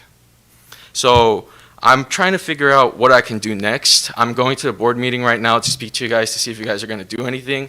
If not, I will be contacting the state architect because I believe they're in charge of all school zones. Took me 2 weeks to find that out. Can you believe it? People keep lying to me. That's all I have to say for you guys. I made my grievances. If you guys want any more proof, I have been spending 2 weeks recording 24/7 in this property. I set up air sensors, gas sensors, right? We're talking 3 types of each sensor in 3 locations just to get an average, because I never know if it's going to be bad data. So please address this issue because just 2 days ago, they dumped all of 183rd Street back there. Everything that was green is black now. Just today, I was followed home by a contractor when I was taking pictures of them at 166, going, wow, is that the dirt from Sundance coming right over here into my home? That's unacceptable. That's really unacceptable. I have so much proof that when I call you guys now, you hang up. When I call the city, they hang up.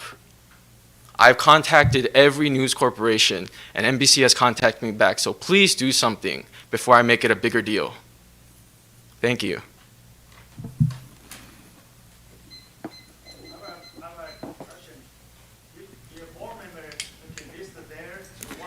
Can you come to the podium and fill out the card? Our next public comment is We by have the next. We have Andy another. Say. If you have a public comment, you can fill out the form. Fill out the paper. Yes, please.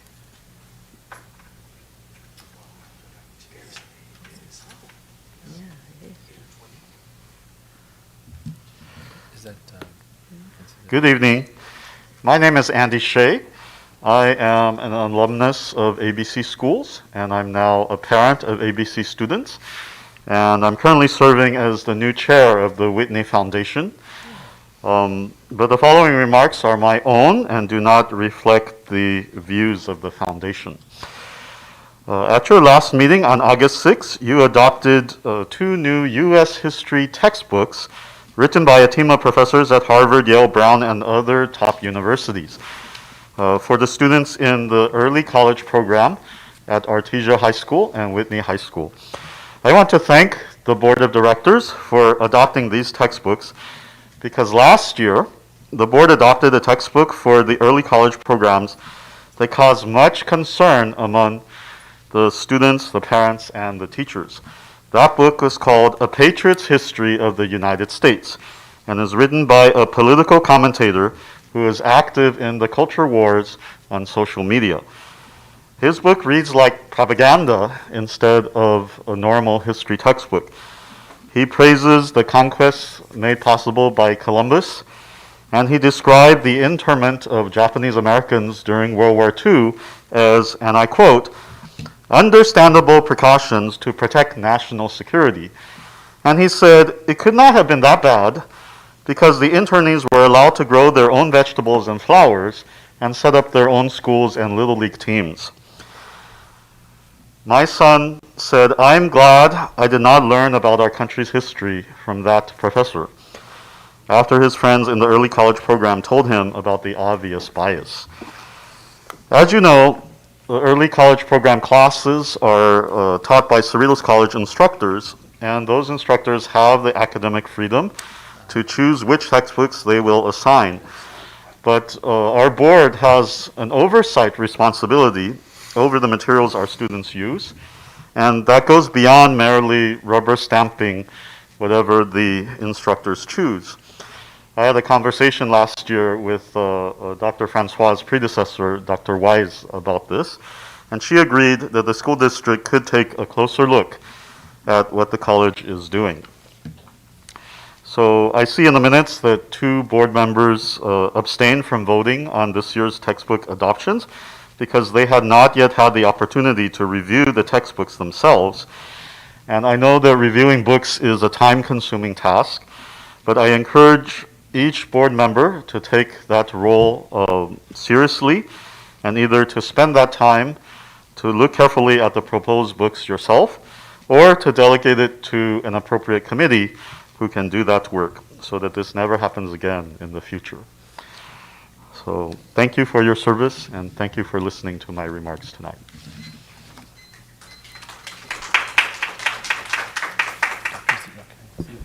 Our next public comment is Rashana Ali.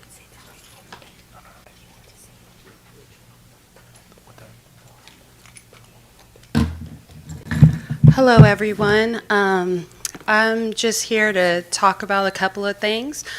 First off, I know you guys talked about first day of school and back to school, and as you know, I go to 3 different drop-offs. However, at Nemus Elementary School, it was a disaster. This is the first year that we ever been locked out of the school. So at 8:20, we had parents, kids, and everyone crying while our principal is standing at the gate telling us to push our kids through. I feel that's unacceptable. If you're going to tell us that it's a closed school and we cannot walk any of our kids to our classroom, you should have sent a proper email and sent it out to let us know.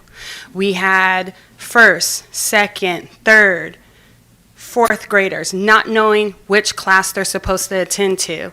I'm fine with my kids. However, my second grader, his class is now on the 6th grade side instead of being on the lower grade side. So I'm standing on the bench yelling over the fence, go straight, to the right, to the right. There was no teacher there. Our principal walked into the office and there was no one to direct all those kids. You had parents frustrated out there. You had kids crying on the first day of school. And then to top it off, we had to have an earthquake. Disaster first day. My son said it was the worst day. I myself did call up here to let you know what had happened. And I want to express concerns about that because I feel we should have been known. And our excuse, well, our apology letter at 5 o'clock that day was that she thought that's what we did last year. It's not an I in team, it's a we. She had parents saying, ma'am, we never done this before.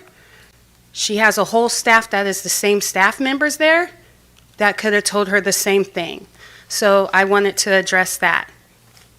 Next thing, again, I talked to LACO about the $2.5 million that Aloha is supposed to be getting for preschool. They said that ABC hasn't moved forward on it. If we could please check up on it, because this is a great opportunity for our preschool classes to have a new bungalow. Kennedy just got one 2 years ago, so let's try to make it at Aloha because that's what it's for. My last thing, again, I'm a soccer mom. I just got off of soccer practice, and today's my son's 7th birthday, so I just dropped him off, gave him dinner, and I ran over here to hurry up and make it. However, at your adult school off of Cabrillo Lane, I tried to print pictures, but I couldn't, and I hope you guys let me come up there and show you. On the field, there's debris. There's rusted poles. The grass wasn't cut, and a big sinkhole. I don't know what it is. It's full of water, and these are where my kids are supposed to be playing. For that school, as a board member for AYSO 54, we pay $9,000 to be there for 10 Saturdays. As I said before, we pay $32,000 at Artesia High School to be there for 10 Saturdays. As I said previously, 2 weeks ago, how can we work something out? Because if I could just being on the field, we have safety concerns. You guys already told us that we're not allowed to bring lights there. We're not allowed to do this. We cannot use over at, I can't even think of that place it's called. We can't use certain fields because it's being renovated. It's not coming off the top of my head right now, but we can't use fields. So we're only at Heritage Park and at Cab Lane. So if you guys could please talk to someone over there, because when we're there on our Saturdays, you guys we pay for staff to be there. No staff is there. Last year, we had to actually have the construction people let us in for our soccer games because no one came to open the gates at 7 o'clock. Our restrooms were closed. It was a very horrible situation. So again, please, how can we communicate, work better together as AYSO 54, because we've been in this community, next year will be 50 years. So if you guys let me, if I could come up there and just show you the pictures that I'm saying real quick because I couldn't print it out, can I do that real quick? Because That's okay, that's okay. You're tired, yeah. So, okay, that. Which school that one is? This is ABC Cab Lane. More stuff, poop everywhere, trash everywhere, a rusted pole in the back. That's my foot inside the field. That's my foot. Thank you. The sprinkler heads out, just mud puddle.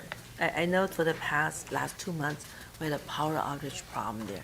I met our BB measure bond guy. We're talking about including the Cerrito High School, so they were fixing that. We're trying to catch up right now. Yes. Yeah. Thank you. Thank you, guys. Thank you so much. Our Okay. next speaker is Jason Chow. Mr. Chow.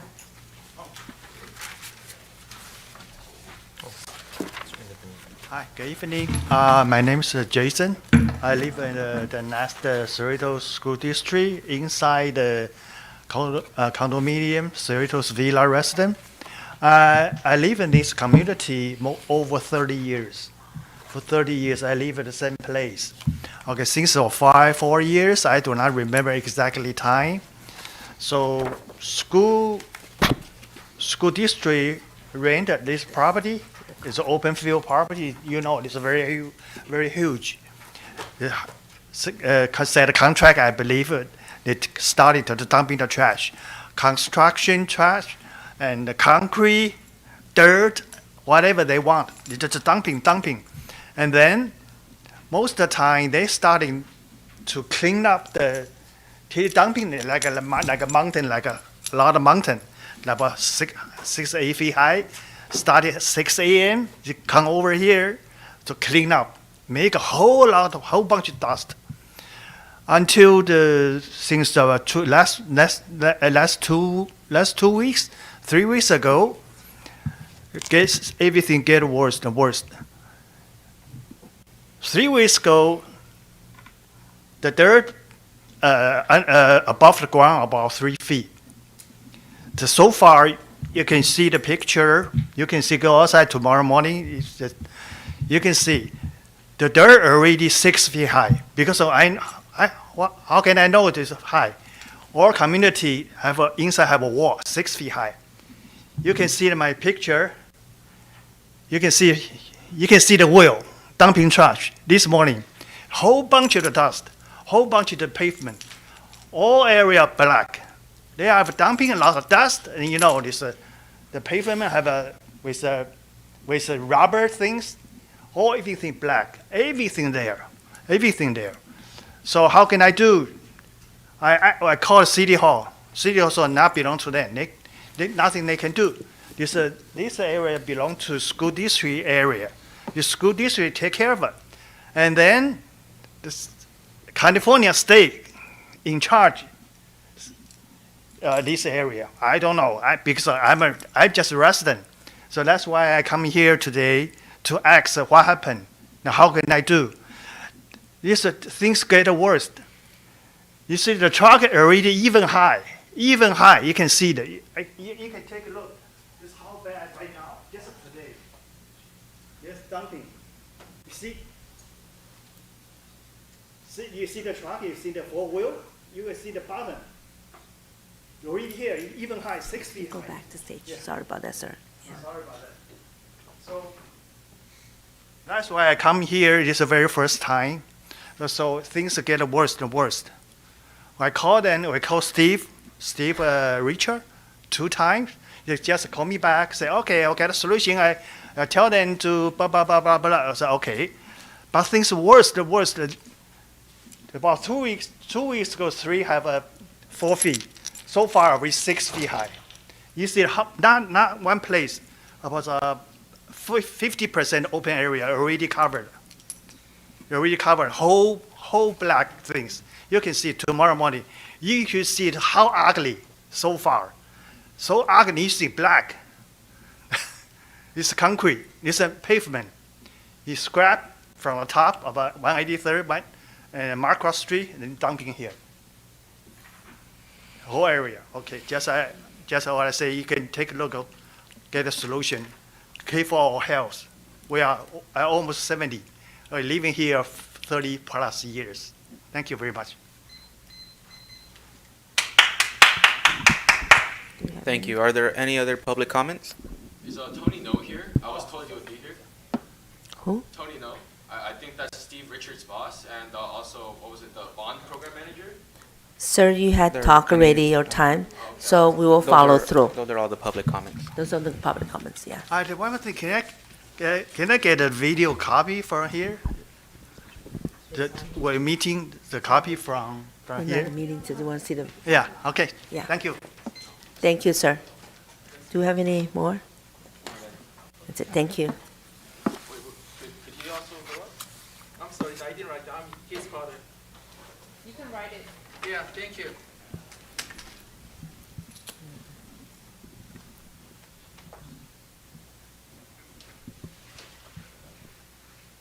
Because of most of the community guys walking after left home around 6:30, 7:30. So nobody know what happened because I'm retired. Since I retired, so Mr. Cho, you have your chance to talk already. We heard you. We'll follow through. Thank you, sir.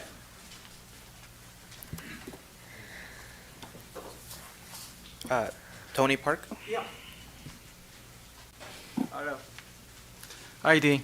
I'm here I brought my children in here, elementary to high school, so I'm here twice. Now it's 3rd time in my life. Welcome. I believe since 2021, they begin to dump the dirt over here. What I heard, all the school district put the solar project, the dirt dumping here. But it's okay, I can come down because of, this is a school work. But since 2 weeks, last week, usually I work in the late night, but 6, my son give me the USB probably, provide the video. I cannot sleep. In the 6 a.m., begin to the silent, the heavy truck, the sound, everything, too much. I lost my right sleep. I cannot open the window anymore. But I believe this is a school side, whoever, So we cannot, our community peoples cannot stay anymore, cannot come down, must be, clean up this one. You have to know that, many construction company, I believe, sometimes bankrupt. In case whoever those companies disappear, everything responsibility is ABC school. You have to know that. Thank you anyway.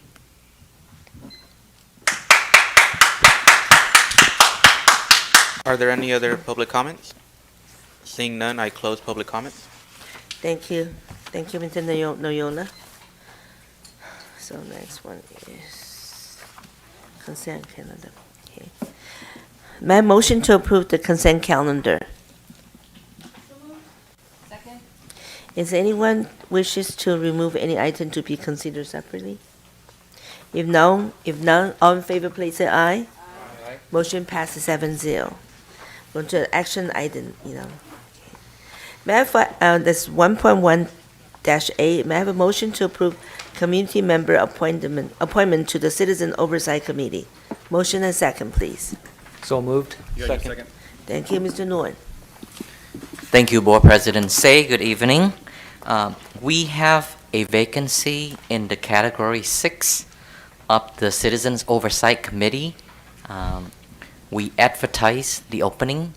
We had 7 qualified candidates that applied for the positions. And as we did what we normally do for past practice, we did a lottery where we asked students to draw names, and the student picked out the name of Mr. David Cienfuegos. We are recommending the board to appoint him as under category 6 as a member who's a parent or guardian of a student enrolled in the districts and who's also an active member of either a PTA or a school site council. So the appointment will be for a 2-year terms, effective August 21st, if the board choose to appoint Mr. Cienfuegos to the COC, the Citizen Oversight Committee. And this was the committee set up by state law as an oversight body for the bond programs. Thank you. Board Clerk, Mr. Noyola, do we have any public comments regarding this matter? I do not see any. Any discussion from my colleague here? Okay, I do have board member, Mr. Yu.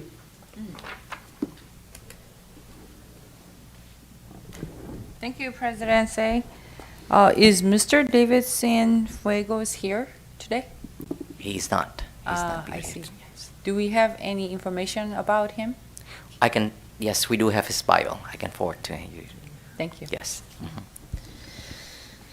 Okay, now all in this favor, please say aye. Aye. Motion passed 7-0. That's 3.11-A, my motion to approve request to contract with Scholars Inc. Company to provide, what? Oh, to provide ABC Excel's elementary school ABC Excel elementary students and professional learning for ABC Excel staff with the Rising Voices K-5 library for the 2024 to 2025 school year. I need a motion and a second. Motion approved, Eugenio. Second, Noyola. Dr. Castro, please. Thank you. I present this item in front of you to achieve our goal of LCAP Goal 1 for academics, providing supplemental materials for our students. We'll be monitoring this action by ensuring that our California Healthy Kids survey and our parent surveys address the question, my student can see themselves reflected in the curriculum and literature materials provided. As you know, we've been monitoring that closely for the last few years. Currently, our rate is 84% in elementary school, and so in order to improve that rate, we're offering this diverse library for our after-school program. This will focus on girls in STEM and celebrating boys and girls of color. Thank you. Board Clerk, Mr. Noyola, do we have any public comment for this matter? Okay, any discussion from my colleague here? If none, all those in favor, please say aye. Aye. Motion passed 7-0. 4.8-A, may I have a motion to approve bid award ABC 1659 for Nutrition Service Department paper products to Gold Star Foods Imperial Bag and Paper Company, LLC, DBA Imperial DAT, and Platinum Packaging Group as lowest responsible bid. I need a motion and a second. Moved by Noyola. Thank you. Eugenio, second. Thank you. Mr. Nguyen.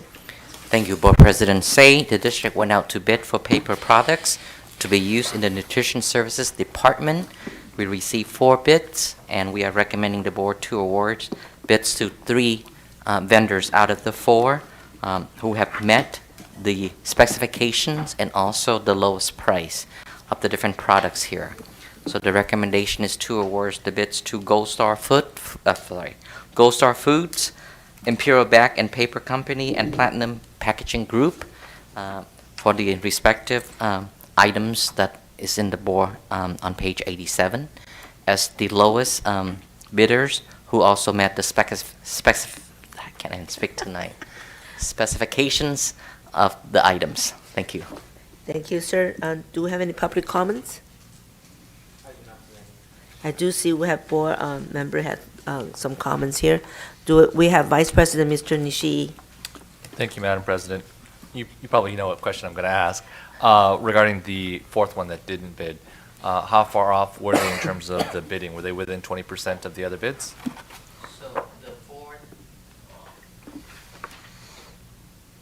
The four bidders, it was not a matter of price, but it was a matter of specifications. The products provided was, I want to say inferior, but did not meet the spec. So we disqualify. So we actually only had 3 bids for 3. So we had 4, but one of them did not meet the specifications. So Right. we're recommending award to all the other 3 who met spec and price. In the past when we've done this, how many bidders have we We gotten? usually get the same amount, 3 or 4 on the same. Yes. And we didn't go through this on the consent calendar. I mean, sometimes when we had a contract in the past year, Right. we will just put it on consent calendar for another 3 years. We're not allowed to do that in this No, situation? this is an actual competitive bid that we invite all potential bidders, to bid on the items. And usually it's an annual contract with an option to renew, and that's what we recommended here, an annual contract with an option to renew for 2 additional years. And of course, the price usually go by CPI. So when it's on the consent calendar, it's things that would already been approved, and this is Correct. something maybe the principal is recommending to go forward on. And this is more like a product, and therefore you don't have the same, you don't put it on a consent calendar because it's brand new every time. Correct. If it's an actual competitive bid, usually it's an action item for the board to consider. Okay, thank you. Thank you. All in favor, please say aye. Aye. Motion passed 7-0. Now to our board member reports. I have board member Dr. Eugenio. Thank you, Madam President. To all our students and staff, welcome back again. I hope you're all now adjusted and settled in after the first week of school. Only 173 more days of school left till next summer. On August 7th, the morning after our previous board meeting, I accompanied Madam President to check the status of Cerritos High School's football field, practice field, and baseball and softball fields that were of concern to our parents during the August 6th meeting. All fields were landscaped, cut, and properly maintained before our arrival that morning.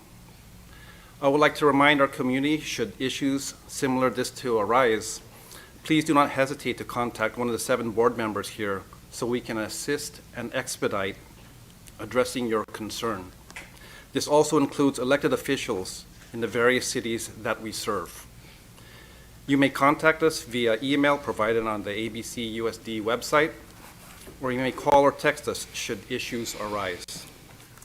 I'd like to take this opportunity to once again thank the community for having your trust to allow us to serve you. That's all I have, Madam President. May God bless you all and keep you well.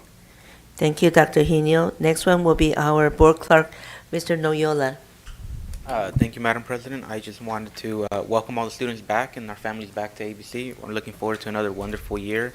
I didn't get to go to any back to school first day events, but I did get to visit Tracy High School this past week to drop off some Cerritos College t-shirts as an alumni.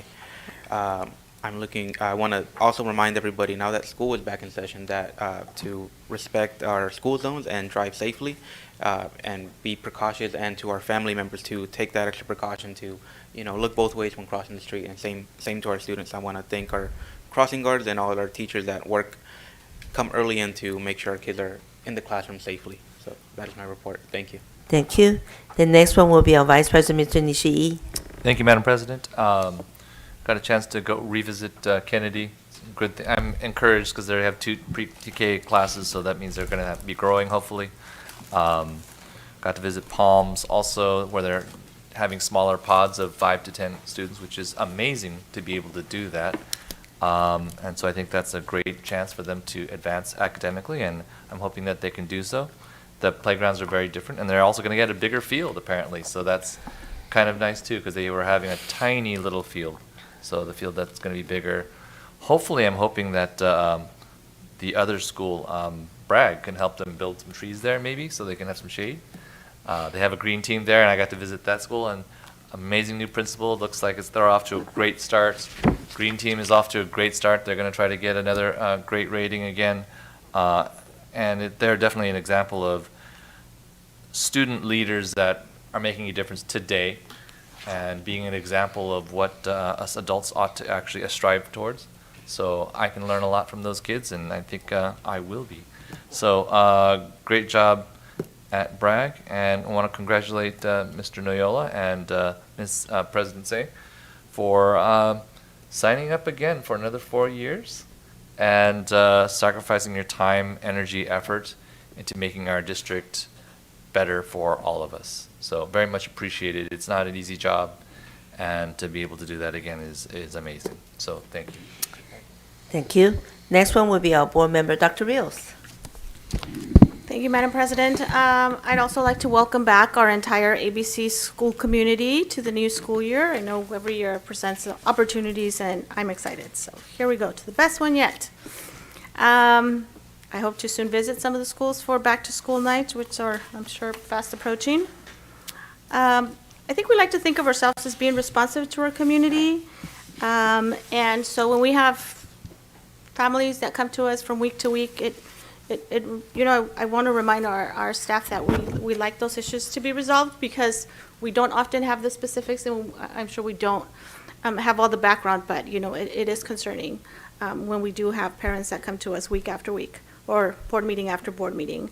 I am going to ask for the issues that were brought up today to please be addressed. We have a lot of schools, but I think that common practices should be something that we discuss. On my end, on a personal basis, as you know, I have a lot of nieces and nephews that attend ABC schools, and it was interesting to me to hear about different practices and different types of communication that went out, especially when we have issues like incidents. And so I'd like for our staff to please, have something happen with the principals so that, again, we have some common practices, especially for the first day of school or the type of communication that does go out to families. And I'm a parent, so I also get to see those communications on both ends. The issue with AYSO, I don't know, again, it's not that I want to get involved, but my kids play AYSO.